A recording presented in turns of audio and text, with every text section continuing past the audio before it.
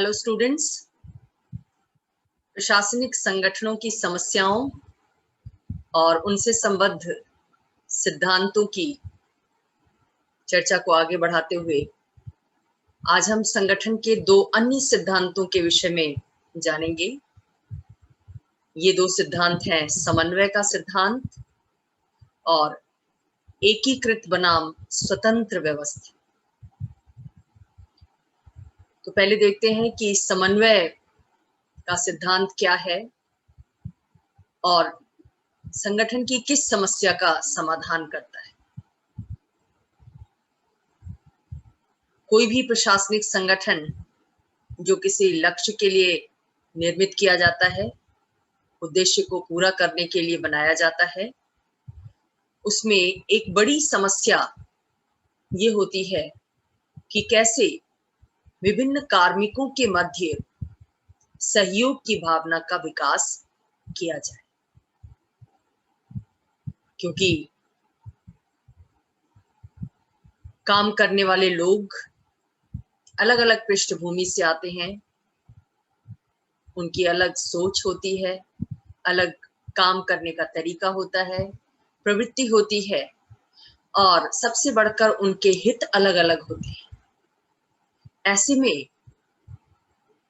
उन सब के बीच समन्वय स्थापित करते हुए सहयोग की भावना का विकास करना एक उच्चाधिकारी के लिए बहुत चुनौतीपूर्ण कार्य होता है, खासतौर से ऐसे समय में जबकि आज विभिन्न प्रशासनिक संगठनों में ट्रांसपेरेंसी यानी पारदर्शिता को प्रोत्साहित किया जा रहा है, खुला वातावरण प्रदान किया जा रहा है, सभी को अपने विचारों की अभिव्यक्ति के अवसर प्रदान किए जा रहे हैं। ऐसे में प्रबंधक की समस्या बढ़ जाती है कि वो कैसे इन सारे परिवर्तनों के बीच, इन सारे तथ्यों के बीच कैसे कार्मिकों में सहयोग और सामंजस्य की भावना का विकास करे। क्योंकि बिना सहयोग के संगठन का उद्देश्य प्राप्त नहीं किया जा सकता। कार्मिकों के मध्य जो संघर्ष होते हैं हितों को लेकर, आकांक्षाओं को लेकर, कार्य के तरीकों को लेकर, उन संघर्षों के बीच सहयोग की भावना का विकास केवल समन्वय के माध्यम से ही हो सकता है। और ये समन्वय स्थापित करने का कार्य संगठन के उच्चाधिकारी यानी मुख्य प्रबंधक के द्वारा किया जाता है। एक संगठन में समन्वय इसलिए भी जरूरी है ताकि संगठन के कार्यों को व्यवस्थित बनाया जा सके। अगर हर कार्मिक अपने तरीके से काम करेगा, हर अपनी इच्छा की पूर्ति में लगा रहेगा, तो ऐसी स्थिति में न तो संगठन को लक्ष्य की तरफ ले जाया जा सकता है, न ही उस संगठन का एक व्यवस्थित कार्य करने का ढंग, जिसे वर्क कल्चर कहते हैं, कार्य संस्कृति कहते हैं, उसका विकास करना भी संभव नहीं होता। और समन्वय के अभाव में हम देखते हैं कि कई बार कार्यों का दोहराव हो जाता है। एक ही कार्य को अलग अलग कार्मिक, जिन्हें पता नहीं होता कि इस काम को कोई और भी कर रहा है, वो उसी कार्य को करने लगते हैं जो पहले से ही हो रहा है। ऐसे में संगठन के समय की भी बर्बादी होती है, कार्मिकों के श्रम की भी बर्बादी होती है। इस सारी बर्बादी को रोकने के लिए समन्वय एक प्रशासनिक संगठन के लिए बहुत आवश्यक हो जाता है। समन्वय स्थापित करना एक संगठन की जरूरत भी है और समन्वय स्थापित न होने पर ये एक समस्या के रूप में भी सामने आता है। अब प्रश्न उठता है कि एक प्रबंधक किन विधियों के माध्यम से संगठन के विभिन्न कार्मिकों के मध्य समन्वय स्थापित करें। इसके लिए जो तरीके बताए गए हैं वो मोटे तौर पर दो तरह के हैं। एक को हम औपचारिक तरीकों के रूप में जानते हैं और दूसरा तरीका अनौपचारिक होता है। औपचारिक तरीके में क्या होता है? नियोजन।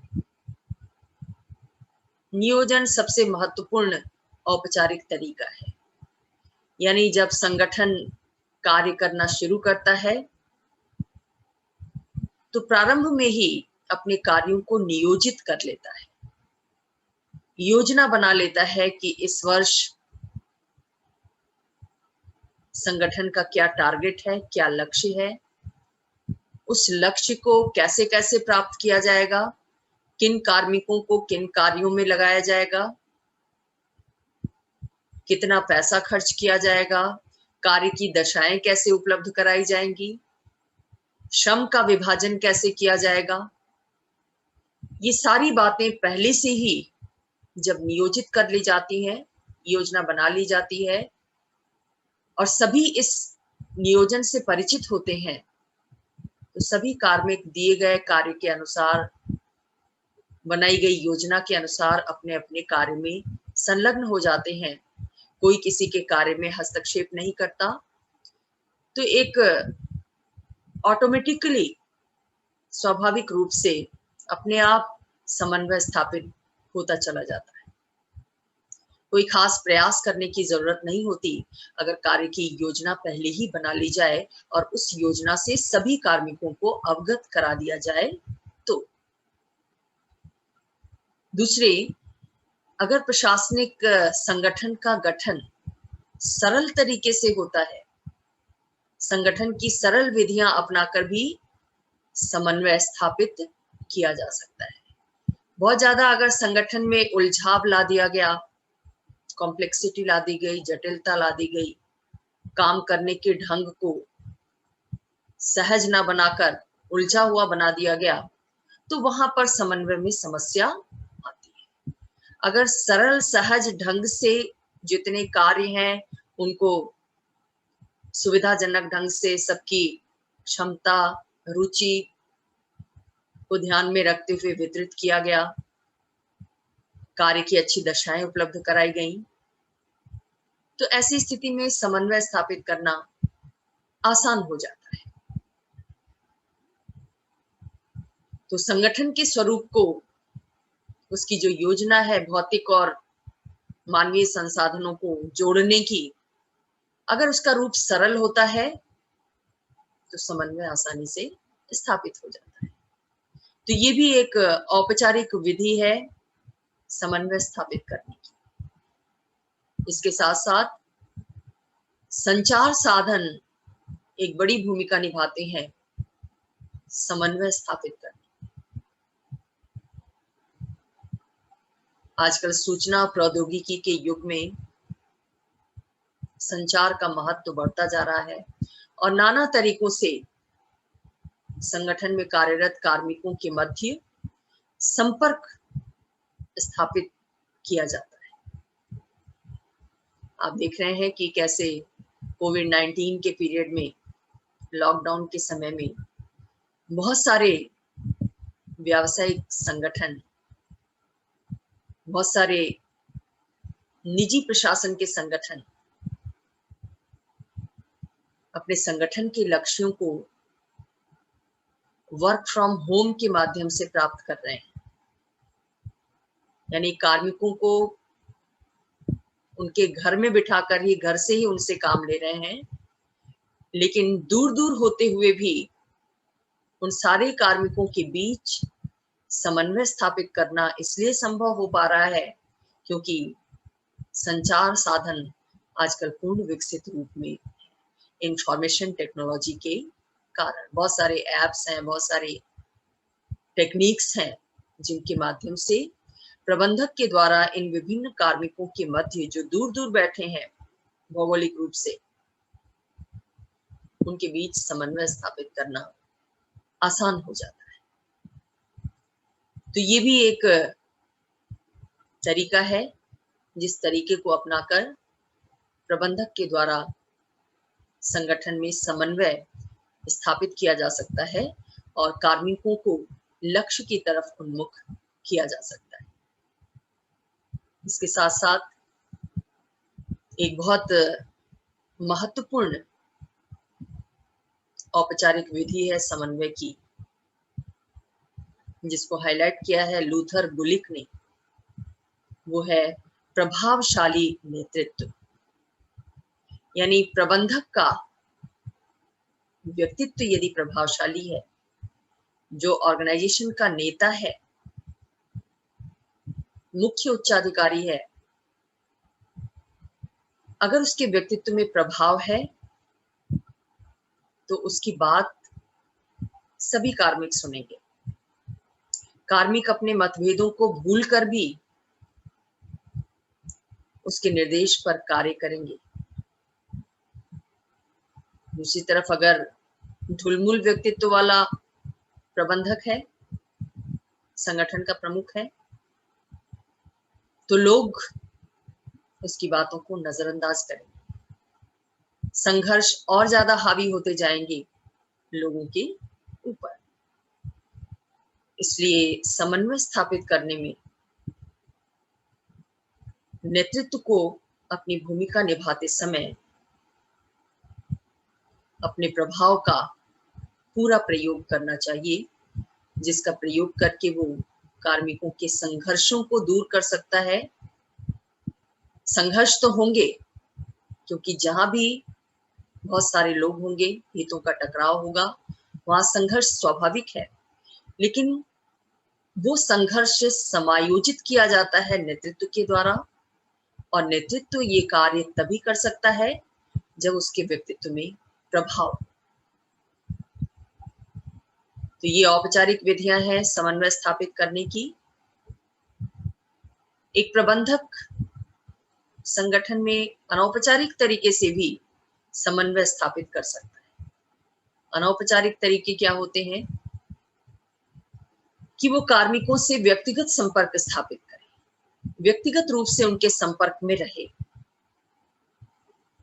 और इस संपर्क से उसे कार्मिकों की समस्याओं, संघर्ष के बिंदुओं, उनके कारणों का पता चलता रहेगा कि कार्मिक आखिर चाहते क्या हैं,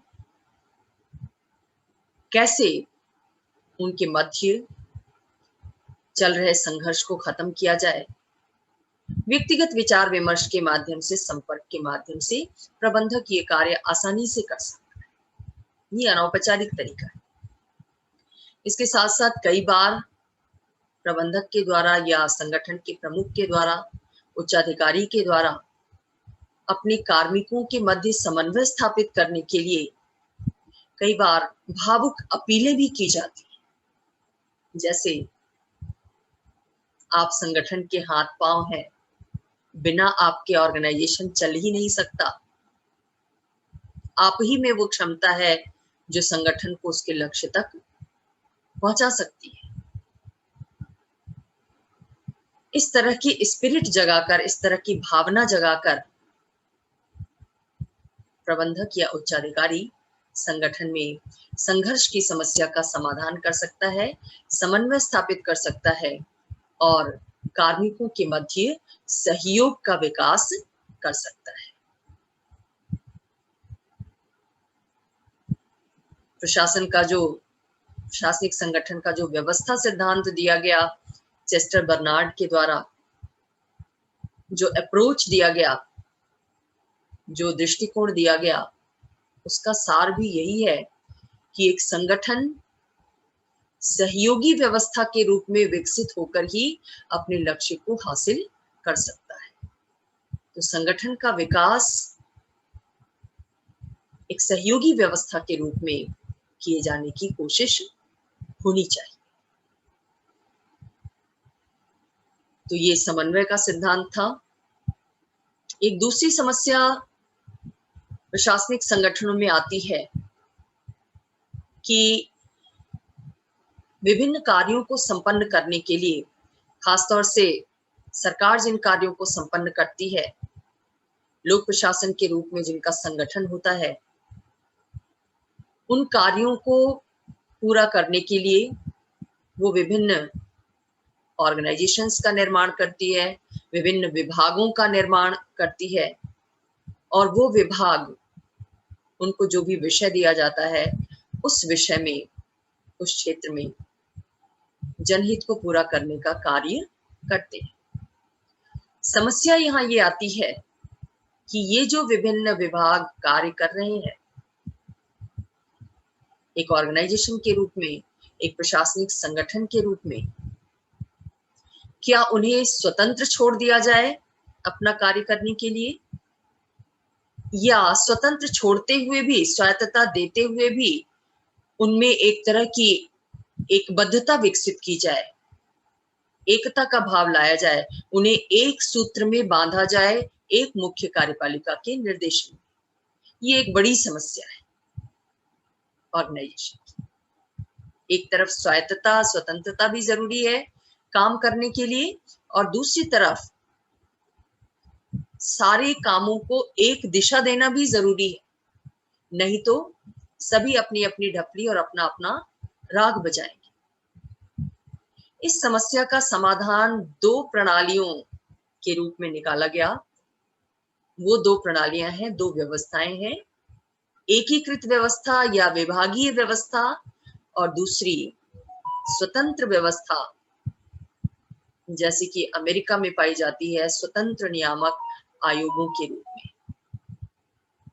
भारत जैसे देश में विभागीय प्रशासनिक संगठन पाए जाते हैं, जिसका मतलब है कि सरकार के कार्य विभिन्न विभागों में वितरित तो हैं, विभिन्न कार्यों के लिए अलग अलग विभाग तो बनाए गए हैं, विभाग का अलग अलग मुखिया भी है, अलग अलग कार्मिक भी हैं, अपने विभागीय कार्यों को संपन्न करने में वो स्वायत्तता का प्रयोग भी करते हैं, लेकिन अल्टीमेटली उन सारे विभागों का निर्देशन एक मुख्य कार्यपालिका के द्वारा किया जाता है। भारतीय प्रशासन का प्रमुख कौन है, अध्यक्ष कौन है? औपचारिक रूप से राष्ट्रपति है, और व्यावहारिक रूप से प्रधानमंत्री और उसके सहयोगी है। तो सरकार के जितने भी विभाग हैं वो मुख्य कार्यपालिका यानी राष्ट्रपति और प्रधानमंत्री के निर्देशन में कार्य करती है। तो ये व्यवस्था, ये विभागीय व्यवस्था एकीकृत व्यवस्था कहलाती है, जिसमें सभी विभाग अपने कार्यों को संपन्न करने के बावजूद एक नेतृत्व के निर्देशन में कार्य करते हैं। जबकि दूसरी तरफ अमेरिका में विभिन्न कार्यों को संपन्न करने के लिए अलग अलग आयोग गठित किए गए हैं, जिन्हें स्वतंत्र नियामक आयोग यानी इंडिपेंडेंट रेगुलेटरी कमीशन कहा जाता है। ये विभाग, ये आयोग स्वतंत्र है पूरी तरह अपने कार्यों में, अपने गठन की प्रक्रिया में। सरकार का, मुख्य कार्यपालिका का इनमें कोई हस्तक्षेप नहीं होता। तो ये दो तरह की व्यवस्थाएं इस समस्या के समाधान स्वरूप पेश की गई हैं, दो सिद्धांत पेश किए गए हैं। दोनों के अलग अलग फायदे हैं और अलग अलग नुकसान हैं। जैसे जो विभागीय व्यवस्था है, जो एकीकृत व्यवस्था है, उससे क्या लाभ होता है कि प्रशासन में एकता स्थापित होती है, समन्वय करना आसान होता है। प्रधानमंत्री या राष्ट्रपति मंत्रिमंडल की या विभिन्न विभागों के सचिवों की बैठक बुलाकर उनकी जो समस्या है उसका समाधान कर सकता है। स्वतंत्र नियामक आयोगों की व्यवस्था में ऐसी संभावना कम होती है, क्योंकि सभी आयोग अपनी अपनी स्वतंत्रता की दुहाई देते हुए अपने अपने तरीके से कार्य करते हैं, और कोई भी आयोग दूसरे आयोग या दूसरे विभाग या मुख्य कार्यपालिका के हस्तक्षेप को बर्दाश्त नहीं करता। दूसरी तरफ इन आयोगों की खासियत ये होती है, इनका लाभ ये होता है कि एक आयोग जब एक तरह का कार्य या एक तरह की सेवा लंबे समय तक करता रहता है, स्वतंत्रता के साथ कार्य करता है, तो इससे उसमें काम करने वाले कार्मिकों में कुशलता का भाव आता है, पहल की क्षमता का विकास होता है। आप देखते हैं कि जब भी व्यक्तिगत रूप में भी अगर किसी को कार्य करने की स्वतंत्रता दी जाती है, तो वो अपनी तरीके से सोचता है कि कैसे इस काम को ज्यादा से ज्यादा अच्छी तरह किया जा सकता है और इस काम का लाभ ज्यादा से ज्यादा लोगों तक पहुंचाया जा सकता है। लेकिन अगर हमारे कार्य पर नियंत्रण बहुत ज्यादा होता है, तो हम चाह कर भी अपनी पहल से कोई अच्छा कार्य नहीं कर पाते। यही स्थिति प्रशासनिक संगठनों के साथ होती है। अगर उनमें बहुत ज्यादा हस्तक्षेप है, तो वो स्वतंत्रता पूर्वक कार्य नहीं कर पाते, अपनी पहल शक्ति का प्रयोग नहीं कर पाते।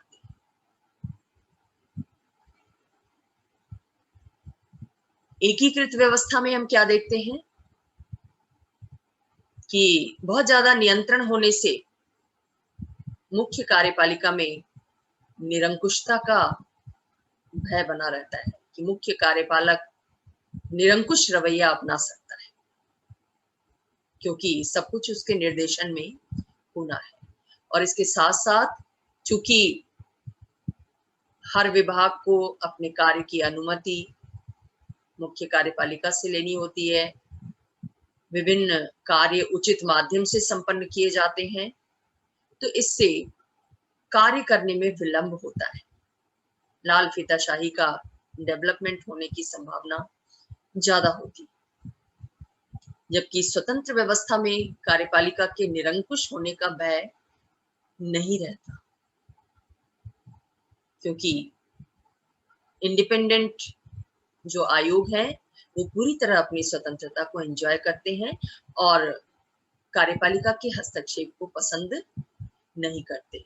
लेकिन ऐसे स्वतंत्र आयोगों में प्रशासनिक एकता की समस्या बनी रहती है और स्वतंत्रता की दुहाई देने के कारण इनमें आपस में संघर्ष का वातावरण बनता है, जिससे समन्वय स्थापित करने में कठिनाई आती है। तो इन विभिन्न समस्याओं के विषय में आपने जाना जो संगठन में उदित होती हैं, प्रशासनिक संगठन में, और उसके समाधान स्वरूप कुछ सिद्धांत प्रस्तुत किए गए जिनके बारे में आपने जाना। लेकिन इनमें से कोई भी सिद्धांत ऐसा नहीं है जिसको पूरी तरह से परिपूर्ण कहा जा सके।